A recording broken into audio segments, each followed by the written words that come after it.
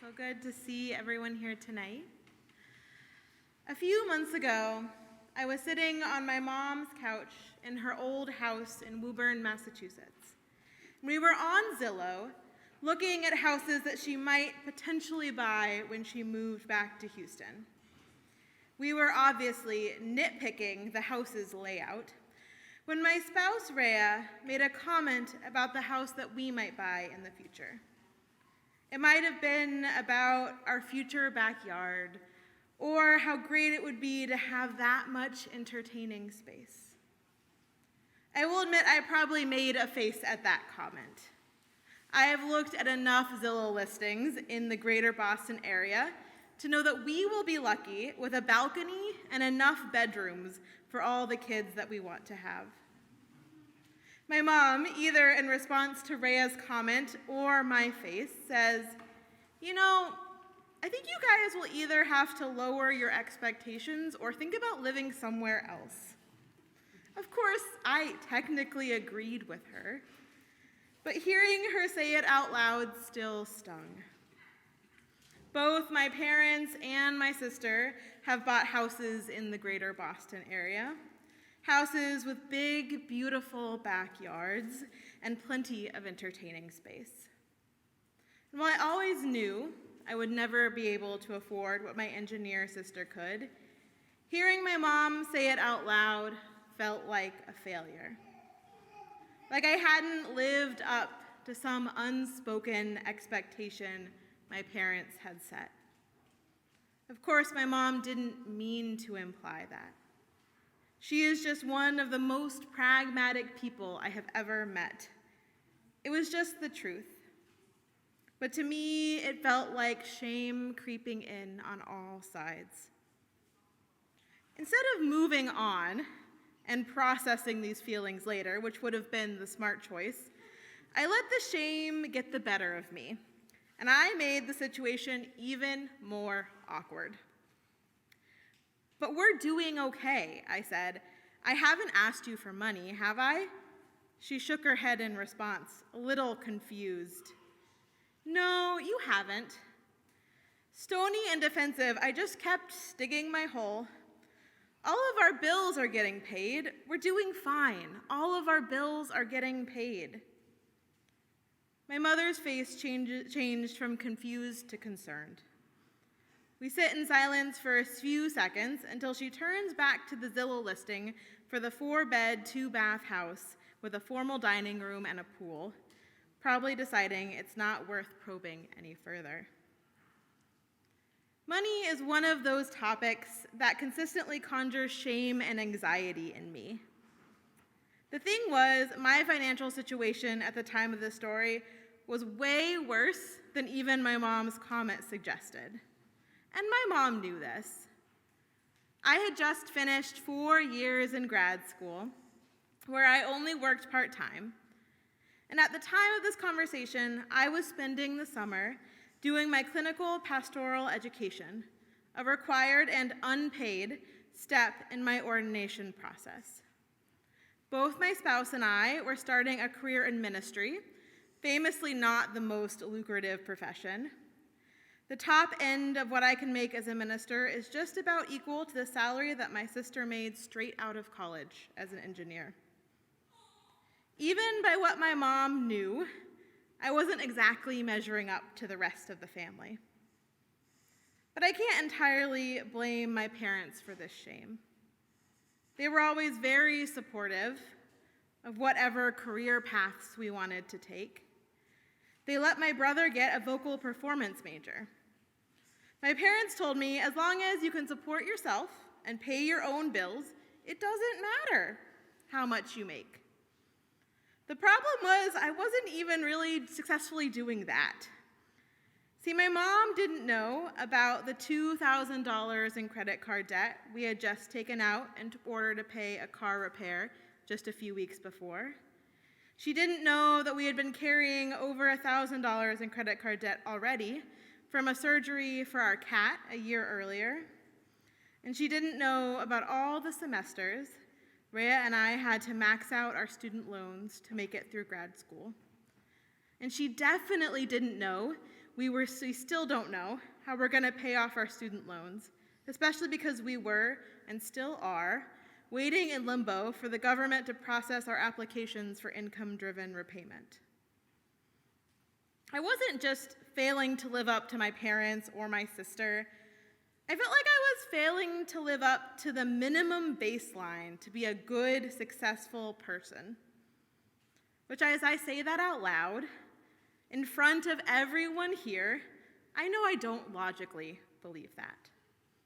You don't need to have a lot of money to have a good life, let alone be a good person. But it seems there are some beliefs about money that are baked so deep into my DNA that I just can't scrub them out. In March of 2020, when the COVID lockdowns began in earnest in the US, I lost my job. Well, technically, I was indefinitely furloughed. My employer let us know that we would all need to apply for unemployment. I remember sitting in my car outside of my house, not going inside, and instead doing the math. If I never got takeout and I stopped spending so much at Target, I could live on half my income. I was going to make it through a few months at least. My anxiety was quelled by this realization, but it was then just replaced by shame. I was raised a good, small government conservative. If you are a good person, you work hard for your money, and if you need money from the government, well, then I guess the inverse is true. But here I was, unable to work, needing to survive on money from the government. I will say the finer points of exactly how unemployment insurance worked escaped me. All I saw was the situation where I couldn't prove I deserved the money I was receiving by working for it. All of this shame was made even worse when the government offered an extra $600 a week for people receiving unemployment. With that extra $600 a week, I was actually making more from unemployment than I had in the job I was doing. When my stimulus checks came in, I just donated them. I couldn't handle all that money that I felt like I didn't deserve. Unemployed and unable to go anywhere, I had a lot of time to think about my response to this situation. I was honestly surprised, because my response didn't align with my politics at the time. In college and the years after, I had become fairly progressive. In theory, I was a big fan of social safety nets and thought that making sure all people had their basic needs met was a good use of tax dollars. But when it was me, well, now that was unacceptable. There was a story written inside of me that no amount of better political opinions could get rid of. Deep inside of me, I believed I only deserved money that I worked for. I believed that if I take money I don't deserve, then I am bad. It's a pretty insidious story, and it has been written so deep in my heart that it is almost impossible to pull apart from myself. I am a children's minister in my day job, so I often use children's stories to help me interpret the stories I carry inside of me. I related this harmful story to the story of the little red hen. I think everyone knows the story of the little red hen, but if you don't, in this story, a hen wants to make a loaf of bread. And as she completes each step in the process, she asks the other farm animals if they would like to help her. At each step, they say no. When the loaf of bread is finally complete, the other farm animals ask if they can share the loaf of bread with her. And of course, she says no, because they didn't help make it. The point of the story is to be like the little red hen and not like the lazy farm animals. In its simplicity, this story makes some sense. It makes some sort of internal sense that if you work to make something, you should get to enjoy it. But this simple story about the way our work correlates to our reward can wreak havoc when we apply it to this messy life where so much is out of our control. This story is so insidious because it pulls on fears that we all have inside of us. We are afraid of not having enough. And the story of the little red hen tells us the reason that we won't have enough is not us, but that other people aren't pulling their weight. We are afraid that we will lose what we have. And the story of the little red hen tells us that if we work hard, we won't lose what we have. We are afraid that we might not deserve the good things we have. And the story of the little red hen tells us that we do deserve the good things we have because we earned it and we worked for it. And that is why this story is so seductive. Most of the time, it's not because we believe that other people deserve their poverty and misfortune. It is because we like to believe that we deserve the good things we have. And the truth is much harder to bear. Most of the best things in life, love, beauty, connection, we can do nothing to deserve. And even worse, we can do very little to protect ourselves from losing them. On the other hand, the story of the little red hen paints a picture of a world we can control. Work hard, get good things. Don't work hard, don't get good things. So in this verse of the world, you have control over whether you get good things. But anyone who has lived in this messy, beautiful, heartbreaking world knows that's not actually how any of this works. We are breakable, vulnerable creatures who have so much less control over our world than we like to think we do. And when we try to shove this messy world into our neat little stories, all we do is break things. Because if you deserve the good things you have, then that must mean you deserve the bad things too. And suddenly, the amount of money in your bank account is tied to how good a person you are. 2 years ago, Rhea and I were both unemployed over the summer between semesters of grad school.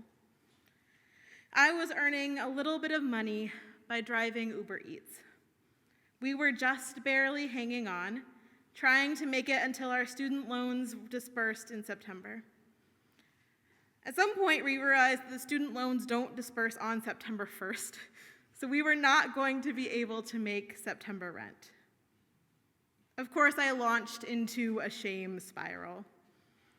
We should have turned down the opportunities to see our families over the summer. We should have made sure we got better summer jobs. We should have spent less. We should have saved more. We definitely deserved the tight spot we were in. Finally, I could see no other option. I let Rhea text Matt about the Sanctuary Mutual Aid Fund. I wish I could say this came from some breakthrough about how I deserved housing or deserved to pay rent, but I was just desperate. We asked for $500, and we wrote a little paragraph about exactly why we deserve to get these $500 from the Sanctuary Mutual Aid Fund. But Matt didn't ask any questions. He didn't make sure that we deserved to pay the rent that month. Just within 24 hours, we had $500 in our bank account. It felt a little bit reckless to me.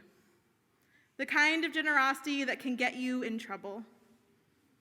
But with that $500, I could see a glimpse of a better story. A story around money that wasn't steeped in fear or shame. A story that would never use the word deserving. A story that knows so much is outside of our control, but chooses to lean into hope, generosity, and community. It's so scary to try to tell that type of story. One that knows so much is out of our control, knows how vulnerable we are. But don't worry, I have a children's book for this too. It's one of my favorites, some of you might have heard of it. It's called Thank You, Omu. In the story, Omu is making a yummy soup.